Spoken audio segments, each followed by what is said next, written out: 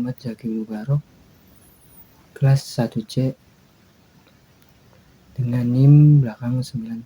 Di sini saya akan menjelaskan tentang paragraf. Apa itu paragraf? Pengertian paragraf. Paragraf merupakan sebuah kumpulan dari kalimat-kalimat yang berisi tentang satu ide pokok atau gagasan utama. Dalam Lunsford dan Connor dijelaskan bahwa paragraf adalah sebagai kumpulan kalimat atau group of sentence atau satu kalimat yang membentuk sebuah unit panjang dan tampilan sebuah bagian dari karya tulis ilmiah bukanlah kriteria dari sebuah paragraf. Sebagai contoh singkat sebuah paragraf dalam gaya penulisan jurnalistik bisa terdiri atas satu kalimat yang cukup panjang dari titik ke titik. Oleh sebab itu, pengertian paragraf yaitu suatu kalimat atau grup kalimat atau kelompok kalimat atau gabungan kalimat yang menggagas suatu ide pokok. Unsur paragraf yang pertama itu ada topik. Topik atau gagasan utama yaitu unsur yang paling penting karena unsur inilah yang menjadi jiwa atau isi dalam keseluruhan paragraf. Lalu yang kedua, kalimat utama. Kalimat utama adalah unsur pembangun paragraf. Yang kedua adalah kalimat utama. Kalimat utama mengandung suatu gagasan utama yang diletakkan secara tersirat. Kalimat utama adalah sebuah kalimat yang sifatnya umum. Hal ini dikarenakan yang supaya dapat dikembangkan kembali dengan kalimat penjelas. Lalu yang ketiga, kalimat pendukung.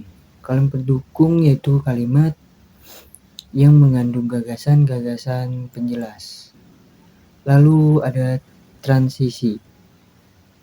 Transisi yaitu kalimat-kalimat dalam paragraf disusun dengan menggunakan transisi atau konjungsi. Ada dua macam konjungsi yang dipakai, yakni konjungsi antar kalimat dan konjungsi intra kalimat. Lalu yang kelima ada penegas. Penegas. Unsur yang terakhir yaitu penegas. Unsur yang ini tidak terlalu penting di dalam paragraf. Tidak semua paragraf mempunyai penegas. Fungsi dari penegas yaitu menambah daya tarik pada paragraf, menghindari kebosanan saat membacanya, dan sebagai penegas pengulang gagasan utama. Saraf paragraf. Saya ingin menjelaskan saraf paragraf. Paragraf yang baik merupakan paragraf yang dapat menyampaikan pikiran dengan baik kepada pembaca ataupun syarat dari yakni mempunyai syarat-syarat berikut. Kesatuan. Apa itu kesatuan? Kesatuan yakni suatu paragraf yang dibangun dengan satu pikiran yang jelas. Tersebut diuraikan ke dalam bentuk pikiran pokok dan beberapa pikiran jelas. Hubungan pikiran yang satu dengan pikiran lainnya menandakan bahwa paragraf sebuah tersebut mempunyai kesatuan. Lalu kepaduan. Lalu yang kedua ada kepaduan. Kepaduan terwujud dan berhubungan kompak antar kalimat pembentuk paragraf.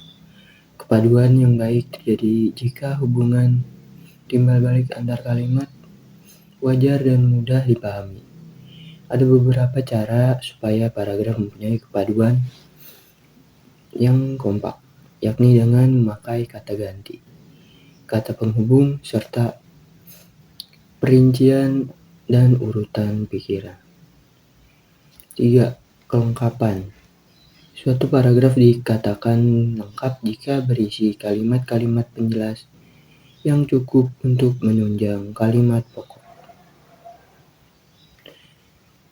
Fungsi paragraf. Selanjutnya fungsi paragraf.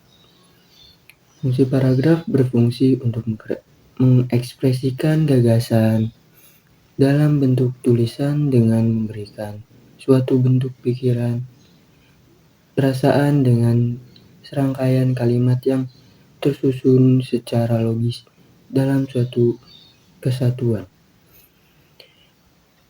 lalu berfungsi untuk menandai peralihan gagasan tertentu. Baru karangan yang terdiri beberapa paragraf.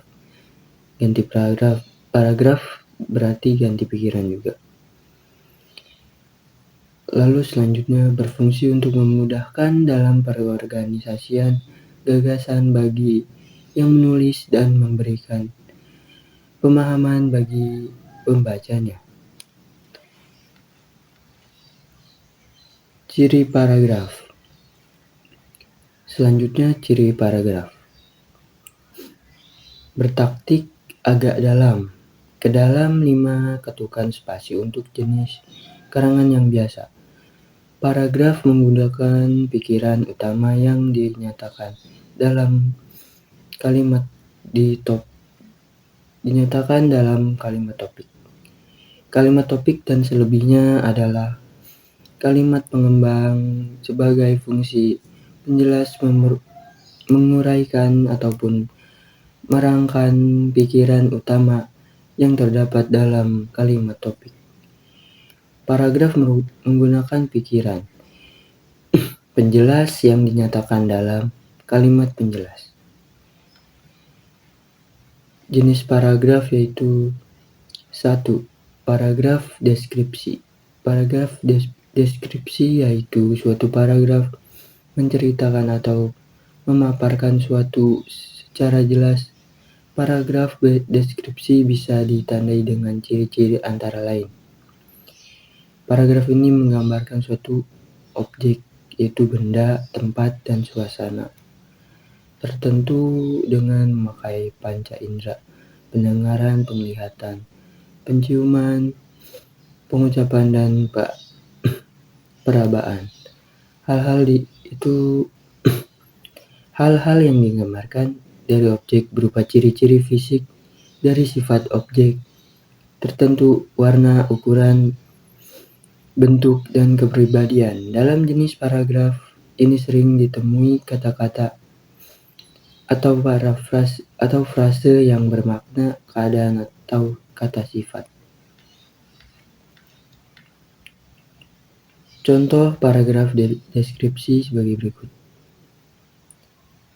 Meja yang dibelikan ayah untuk Ari sebagai hadiah ulang tahun sudah sampai. Lalu selanjutnya paragraf eksposisi. Eksposisi yaitu suatu paragraf memaparkan cara atau petunjuk supaya pembaca memahami bacaan dengan jelas. Contoh paragraf eksposisi. Organisasi membutuhkan kerjasama yang kuat supaya dapat berjalan dengan baik. Lalu selanjutnya paragraf narasi. Paragraf narasi merupakan suatu paragraf yang menceritakan suatu kejadian atau peristiwa di dalamnya terdapat subjek, pelaku, waktu kejadian, serta alur cerita. Contoh paragraf narasi. Stefanus dilahirkan di Ulm di Württemberg, Jerman sekitar 100 km sebelah timur Stuttgart. Lalu yang keempat ada paragraf argumentasi. Paragraf argumentasi merupakan suatu paragraf yang mengutarakan suatu pendapat atau ide yang mempunyai alasan yang mendukung. Contoh paragraf argumentasi. Biaya pendidikan di Indonesia sangat mahal, walaupun pemerintah sudah memberikan bantuan. Lalu kelima paragraf persuasi. Persuasi yaitu paragraf yang berisi ajakan yang mempunyai tujuan supaya pembaca melakukan tindakan. Contoh paragraf persuasi. Pendidikan merupakan hal yang penting di dalam hidup ini, baik pendidikan formal atau informasi. Ya, sekian dari saya penjelasan tentang paragraf. Wassalamualaikum warahmatullahi wabarakatuh.